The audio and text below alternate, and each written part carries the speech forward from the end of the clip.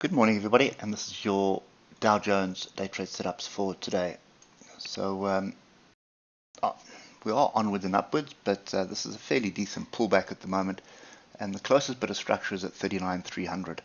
So oscillators have crossed over. They've not separated, but they've crossed over, and they're starting to point down, but they need to get below the 80 before I get too excited. V reversals are rare, especially in a bull trend like this, extremely rare. So this is a pullback. So you're looking for the area where we're pulling back to, and there's a couple of ways you're going to do that. The first way is with your Fibonacci, and if I just take it to the absolute low, you'll see this level at 39,304 is the 50% Fibonacci. Then the other level that you'd be looking at is the 61.8 Fibonacci, and that is right over here. You can see this fractals here. And that's at 39,137. I don't want to delete the indicator. Okay, so that is the zone of support that I'd be waiting for right now. If we drop down through the time frames, look at the 3-hour, oscillator have separated quite nicely, really looking interesting. If they start crossing over and pointing over, this is going to be a fairly explosive move to the upside. But there is no structure to the left of where we are currently, so we're waiting for 39,300 basically, and then you've also got 39,137, and then there's also in between that there are a number of points of reference, and then lower down there's even more.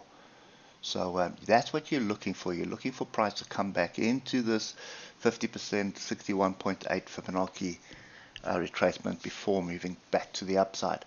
That doesn't always happen, so you need to just be very cautious about it. Look at the oscillators on the hour. I've basically grouped the downside and flattened out. So this could be some form of a bottom forming, or it could be a case of pullback to structure 39,593, and then another attempt down to come and find this zone where you want to be buying. So I definitely want to be a buyer at 39,300, or between 39,300 and 39,100. So that's kind of what I'd be looking for. I'd be looking for inside bars, engulfing bars, pin bars, off levels in between these two. So you can put them in, like I've just added that one, which is 39,194. And if you just keep looking left in this zone, you'll see there's a juicy pin bar there as well. There's another juicy pin bar. You get my drift. So you want to just get all those levels in, and this is the zone that you're looking for. So between 39,137 and 39,300, that would be the ideal opportunity to buy. But looking at what's happening here, if we drop down to the 15 minutes, this 39,593, if you do reject it, then obviously from a 50-minute perspective there is a bit of a short setup, but I'd be very wary of that. I'd rather look at this as a break. So if there's a break of this 39,593, but not just a break, don't jump in on the break, wait for the break to rally and come back and test this area. That would be my area to buy as well. But if you look down, there's gaps all the way down. There's lots of chaos lower down. So my preferred trade at the moment is to be a buyer, and